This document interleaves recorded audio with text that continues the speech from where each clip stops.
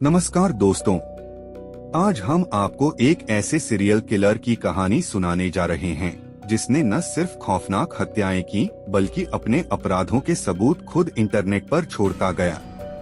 यह शख्स कत्ल करने के बाद उसी हथियार का ऑनलाइन रिव्यूज लिखता था जिससे उसने हत्या की थी। पुलिस को सालों तक इसकी सच्चाई समझ नहीं आई, लेकिन जब राज खुला तो हर कोई हैरान रह गया। तो क्या था पूरा मामला? जानने के लिए वीडियो को अंत तक जरूर देखें। एक सीरियल किलर जो कत्ल करता था और कत्ल करने के बाद बरसों तक पुलिस को उलझाए रखता था। कई सालों बाद पुलिस उसे पकड़ती है, जेल में डालती है। एक रोज जेल में बैठे बैठे उसे ख्याल आता कि उसने जितने अपराध किए हैं, जितने कत्ल किए हैं, उसका पूरा सच तो पुलिस को भी नहीं मालूम।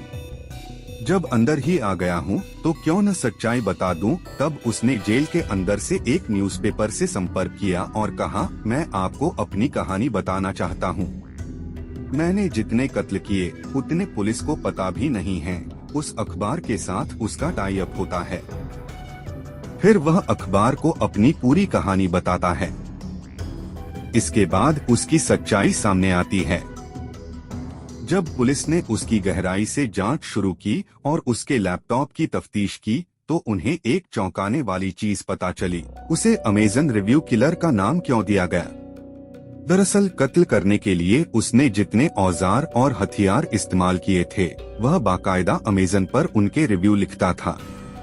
उसके पास एक अकाउंट था जहां वह इन टूल्स का विश्लेषण करता। यह कैसा है? यह अच्छा है या बुरा?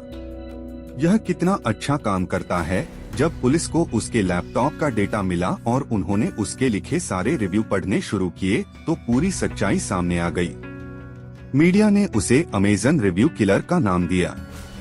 दुनिया में कई सीरियल किलर हुए हैं जो एक से ज्यादा कत्ल करते हैं और जानते हैं कि उन्हें कितनी सजा मिलेगी। कई मामलों में देखा गया है कि खुद सीरियल किलर सामने आकर अपने कत्ल की संख्या बढ़ाते हैं और कहते हैं, मैंने इतने कत्ल किए हैं, आप कम क्यों लिख रहे हो? यह भी उन्हीं में से एक था।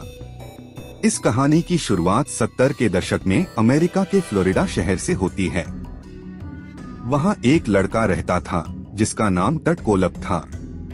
जब वह सिर्फ 15 साल का था तब उसने एक लड़की को किडनैप किया, उसे सुनसान जगह पर ले जाकर जान से मारने की धमकी दी और उसके साथ दुष्कर्म किया।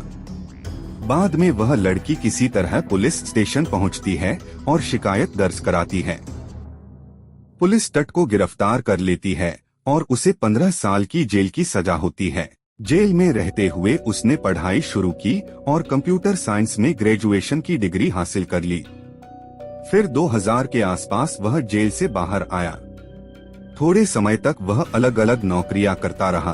कभी कंप्यूटर ग्राफिक्स आर्टिस्ट बना, लेकिन फिर वह काम छोड़ दिया और रियल एस्टेट एजेंट बन गया। कुछ समय बाद उसने छोटे मोटे प्रॉपर्टी डीलर को पकड़कर अपना एक ग्रुप बना लिया और मकानों की खरीद फरोख्त का धंधा शुरू कर दिया। लेकिन उसके दिमाग में कुछ और चल रहा था। रियल एस्टेट का यह बिजनेस उसने सिर्फ अपने अपराध छिपाने के लिए शुरू किया था। अब उसे अपना काम करते हुए सालों हो गए थे। 2003 में अचानक साउथ कैरोलिना के एक मोटरसाइकिल शॉप से पुलिस को एक कॉल मिलता है। कॉल करने वाला कहता है, यहाँ 4 लाशें पड़ी हैं।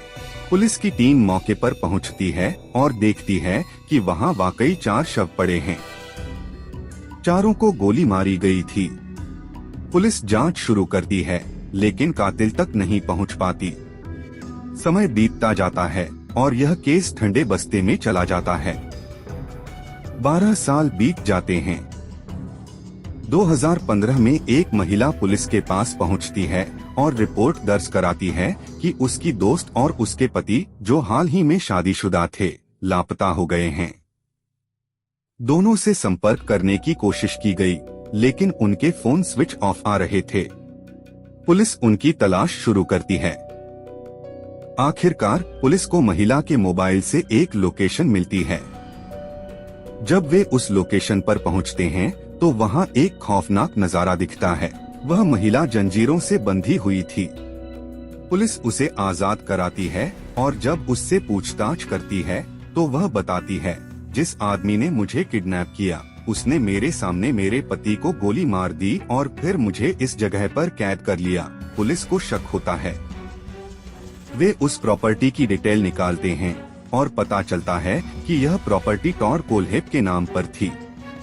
जब उसके रिकॉर्ड खंगाले जाते हैं तो पुलिस को एक और चौंकाने वाली जानकारी मिलती है। वह पहले भी 15 साल के लिए जेल जा चुका था रेप के केस में। पुलिस टॉर कोलहेप को ढूंढ निकालती है और उसे गिरफ्तार कर लेती है। इसके बाद वे उसे उसी प्रॉपर्टी पर लेकर जाते हैं। जब पुलिस उस घर की तलाशी लेती है तो उन्हें उस महिला के पति की लाश मिलती है। अब ये डबल मर्डर केस बन चुका था, लेकिन असली खुलासा तब हुआ जब पुलिस ने उसका लैपटॉप कब्जे में लिया। जब पुलिस ने उसकी ऑनलाइन गतिविधियों की जांच की तो वे हैरान रह गए। उसका एक account online shopping platform Amazon पर था। वहां उसने उन सभी टूल्स और हथियारों के रिव्यू लिखे थे जिनका उसने कत्ल करने में इस्तेमाल किया था। यही वजह थी कि मीडिया ने उसे नाम दिया अमेज़न रिव्यू किलर। उस अकाउंट में उसने बहुत सारी चीजें ऑर्डर की थीं और खरीदी थीं, लेकिन जब पुलिस की नजर उसके रिव्यू सेक्शन पर पड़ी तो वे हैरान रह गए। उसने अलग अलग टूल्स और हथियारों के बारे में अजीब अजीब रिव्यू लिख रखे थे। जब पुलिस ने उससे पूछताछ शुरू की तो उसने कबूल किया कि उसने और भी अपराध किए हैं। पुलिस ने बाकी मामलों की जांच शुरू कर दी। इसी दौरान जब वह जेल में था तो एक दिन उसने वहां के एक लोकल अखबार हेरल्ड को संपर्क किया। टॉर ने कहा कि वह ऐसे ऐसे अपराधों में जेल में बंद है, लेकिन उसने कुल 7 हत्याएं, 2 किडनैपिंग और 1 रेप किया है। उसने कहा कि वह अपनी पूरी कहानी बताना चाहता है। अखबार के रिपोर्टर उससे मिलने पहुंचे और उसने उन्हें सारी बातें बताईं। जब उसकी कहानी छपी तो पुलिस ने दोबारा उसके अमेज़न अकाउंट पर जाकर उसके लिखे गए रिव्यू पढ़े। अब जब उन्होंने इन रिव्यूज को उसकी बताई कहानी से मिलाया तो एक खौफनाक सच्चाई सामने आई। यह वह सीरियल किलर था जो हर कत्ल के बाद उस औजार का रिव्यू लिखता था जिससे उसने हत्या की थी। वह बताता था कि वह औजार कैसा था, अच्छा था या बुरा, उपयोगी था या नहीं। उसके कुछ रिव्यू चौंकाने वाले थे। एक बार उसने एक हत्या के बाद लाश को सुनसान जगह पर दफना दिया। इसके बाद उसने अमेज़न पर एक खास फावड़े का रिव्यू लिखा। उसने लिखा था, यह फावड़ा बहुत काम की चीज है। इसे गाड़ी में रखना आसान है ताकि अगर अचानक आपको गड्ढा खोदना पड़े तो यह बहुत तेजी से काम करता है और लाश छुपाने में वक्त कम लगता है। इससे पुलिस को समझ आया कि उसने एक हत्या में इसी फावड़े का इस्तेमाल किया था। एक दूसरी जगह उसने एक चाकू का रिव्यू लिखा। उसने लिखा था, मैंने अभी तक चाकू से किसी को नहीं मारा, लेकिन मुझे लगता है कि यह चाकू बहुत धारदार और सही रहेगा। अगर मैंने कभी किसी चाकू से हत्या की तो इसी से करूंगा। उसने इस चाकू को ऑर्डर भी किया था। एक और रिव्यू में उसने लिखा था कि उसने एक शख्स को बंधक बनाकर रखा था और उसे चेन से बांध दिया था। उसके लिखे गए ये रिव्यूज पढ़कर पुलिस को समझ आया कि वह एक संगठित हत्यारा था जो अपने अपराधों को दस्तावेज की तरह अमेज़न रिव्यू सेक्शन में लिख रहा था। उसके बाद उसने उस चेन का भी रिव्यू लिखा। उसने लिखा, यह चेन इतनी मजबूत और उपयोगी है कि अगर किसी को इसमें जकड़कर अकेले छोड़ दिया जाए तो वह इसे खोलते खोलते बूढ़ा हो जाएगा, लेकिन खोल नहीं पाएगा। फिर उसने एक कटर का भी रिव्यू किया।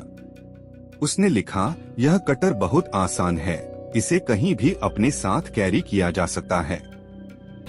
काटने में भी बेहद आसान और कारगर है। इस तरह जितने भी औजार उसने अपने अपराधों में इस्तेमाल किए, उन सभी का उसने ऑनलाइन शॉपिंग प्लेटफॉर्म पर जाकर अपने अकाउंट से रिव्यू लिखा, बाकायदा उन्हें रेटिंग दी। जब पुलिस को ये सारी जानकारी मिली और फिर अखबार में उसने अपनी कहानी सुनाई तो उसके रिव्यू और स्टोरी आपस में पूरी तरह मैच हो गए। इसके बाद पुलिस ने पुख्ता मुकदमा तैयार किया और अदालत में पेश किया।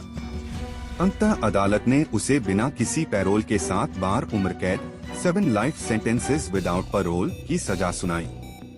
इसका मतलब था कि उसे 7 उम्र कैद की सजा दी गई। और इनमें से किसी में भी उसे पैरोल नहीं मिलेगी। अगर कोई इंसान औसतन 80 से 90 साल जीता है तो 7 उम्र कैद का मतलब था कि वह कभी भी जेल से बाहर नहीं आ सकता था। आज भी टॉड अमेरिका की जेल में अपनी सजा काट रहा है। उसके अपराधों पर आधारित एक वेब सीरीज भी बनाई गई थी जो किसी OTT प्लेटफॉर्म पर रिलीज हुई थी। यह दुनिया का पहला कातिल था जिसने कत्ल करने के बाद अपने इस्तेमाल किए गए औजारों और हथियारों के ऑनलाइन रिव्यूज लिखे। इसी वजह से उसे अमेजन रिव्यू किलर कहा गया। तो दोस्तों, यह थी आज की पूरी कहानी। आपकी क्या राय है? कमेंट में जरूर बताइए। अगर आपको वीडियो पसंद आया हो तो इसे लाइक करें, शेयर करें और हमारे चैनल को सब्सक्राइब करना न भूलें। बेल आइकन दबाएं ताकि आपको हमारे नए वीडियो की नोटिफिकेशन सबसे पहले मिले। मिलते हैं अगले वीडियो में, तब तक के लिए जय हिंद।